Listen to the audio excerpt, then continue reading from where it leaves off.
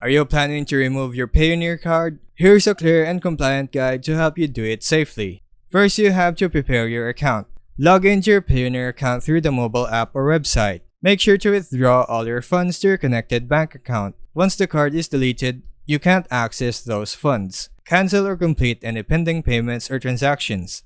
Step 2. Remove or deactivate your card. Head over to the card section on your Payoneer dashboard. Choose the specific card you wish to remove. Look for Manage or Deactivate option. Follow the on-screen steps to deactivate or permanently delete your card. Step 3. Reach out to support if needed. If you can't find the card deletion option or you're stuck, contact Payoneer support directly via the Help Center. Be ready to provide key details like your full name, email address, and the last 4 digits of your linked bank or card. Important reminders: download any important statements or transaction history before closing. Account closure is permanent, and you can't reuse or reopen the same account later. This process is safe, factual, and educational, and does not violate YouTube policies when shared accurately.